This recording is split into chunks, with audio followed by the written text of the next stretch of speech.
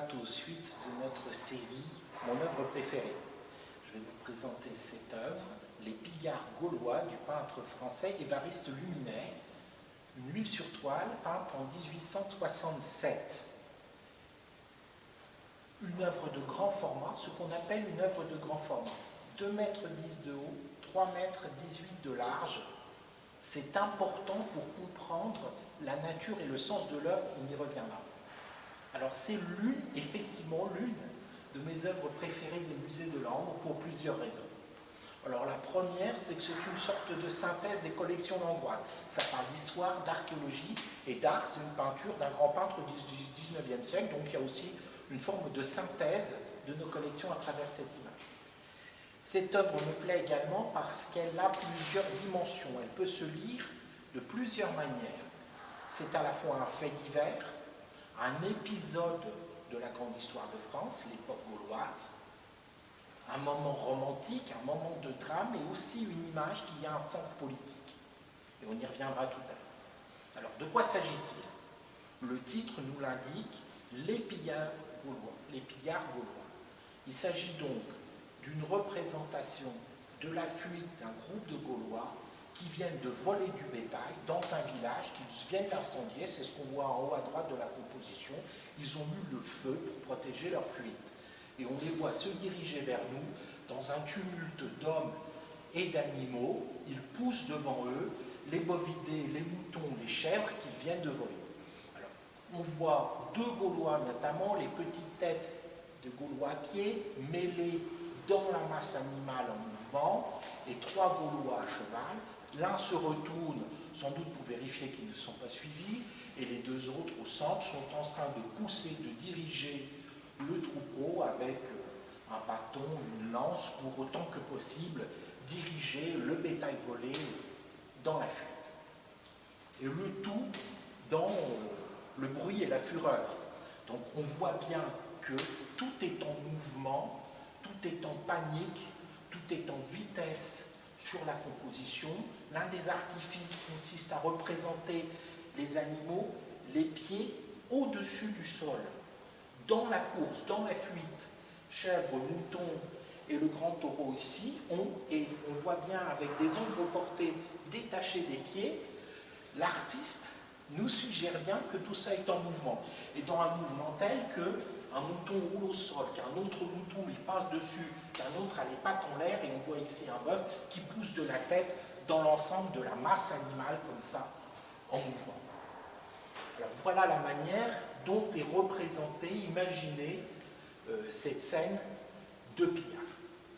Alors cette image n'est, comme je vous l'ai dit, pas que d'ordre anecdotique.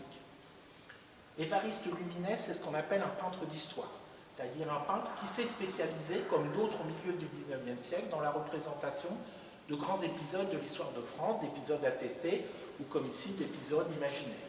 Et Luminet va se faire une spécialité des moments les plus anciens de l'histoire de France. Il va représenter particulièrement les Mérovingiens, le tout début de la période médiévale, et particulièrement la période gauloise, c'est-à-dire l'histoire de France d'avant la romanisation, ce qui a un sens particulier. Il va devenir même, et on va l'appeler, le peintre des Gaules. Voilà, tout est dit. Il est tellement spécialisé dans ce sujet que c'est lui, notamment et particulièrement, qui va construire un imaginaire collectif du Gaulois sous le Second Empire et la Troisième République, donc globalement la seconde moitié du XIXe siècle. Alors le Gaulois en question, et on le voit bien ici, c'est un Gaulois de fantaisie.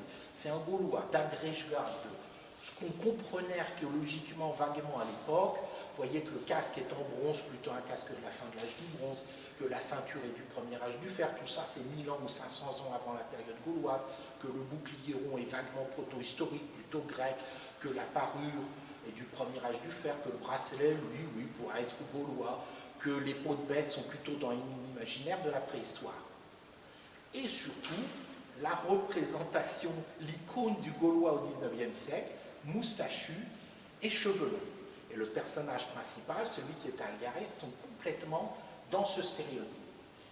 C'est donc le Gaulois, et c'est l'image de ce qu'on appelait même à l'époque à l'école nos ancêtres les Gaulois. Nos ancêtres les Gaulois, et cette image-là dont la population dans la nation en France va s'inscrire pour des décennies. Et ce n'est pas simplement la manière de reconstituer un épisode de l'histoire de France, ça va plus loin. Il s'agit avec une image comme ça ou d'autres.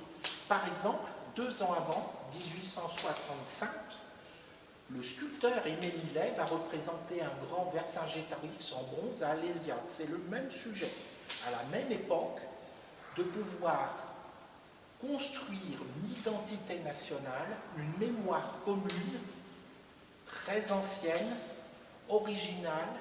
Les Français ne sont pas les fils de Rome, c'est ça le message. La nation a des origines plus profondes et plus légitimes, et on construit une identité, une adhésion commune sous la Seconde République, sous le Second Empire, et la Troisième République, à travers des images comme celle-ci. Et c'est donc aussi la dimension politique de cette image. Mais pour finir, je voudrais surtout évoquer ce qui, pour moi, fait l'essentiel de l'image et la raison pour laquelle je la trouve vraiment intéressante. Alors pour ça, je vous propose de nous transporter un petit peu plus en avant et d'imaginer être non plus en 1867, la date de cette toile, mais dans 1896, qui est à la fois la date de la mort de Luminet, mais surtout la date de la première projection publique du premier film de l'histoire du cinéma. Ça s'appelle « L'entrée d'un train en gare de La Ciotat ». C'est un tout petit morceau d'image animée de moins d'1 minute, filmé par Louis Lumière.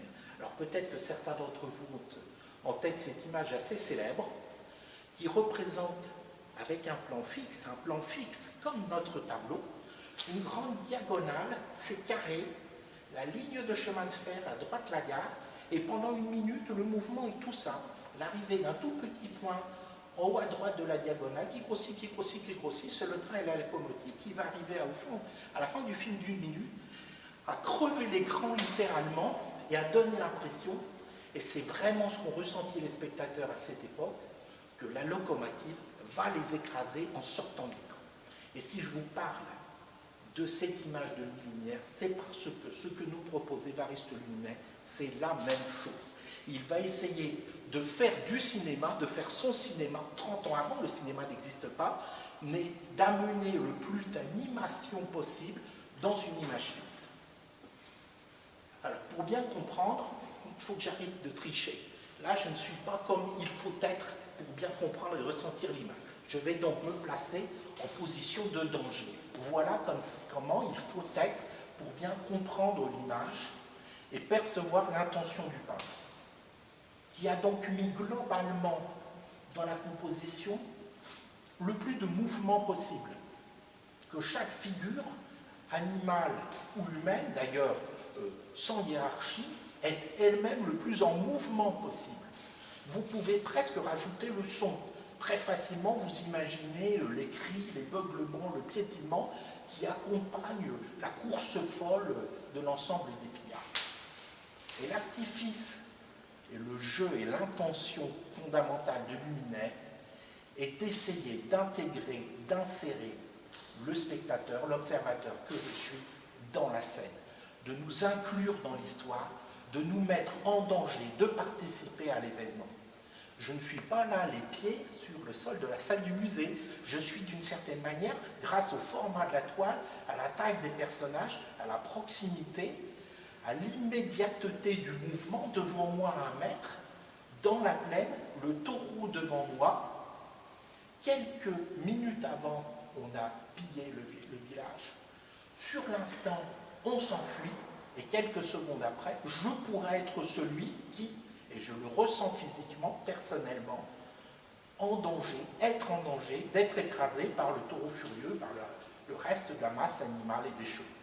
Et l'intention de Luminet, c'est bien celle-là, de faire du spectateur le premier plan du premier plan de la scène, de nous intégrer dans la chronologie de l'œuvre, d'être celui qui prend le risque d'être parmi les dégâts collatéraux de la scène de pillage. Et c'est bien ça, la magie du peintre, sa capacité, entre guillemets, à nous proposer une émotion de la l'image. Alors voilà la raison pour laquelle cet homme me semble particulièrement intéressant, en plus des d'autres dimensions que je vous ai indiquées. Voilà, donc il ne me reste plus qu'à vous proposer de venir dans la galerie du 19e siècle du Musée d'Art et d'Histoire, vous placez aussi, comme je l'ai fait, devant le taureau furieux des pillards gaulois de Luminais, et de ressentir, de vivre aussi l'expérience de l'imminence du danger, car c'est bien l'intention du peintre. Voilà, donc à bientôt à tous dans nos salles.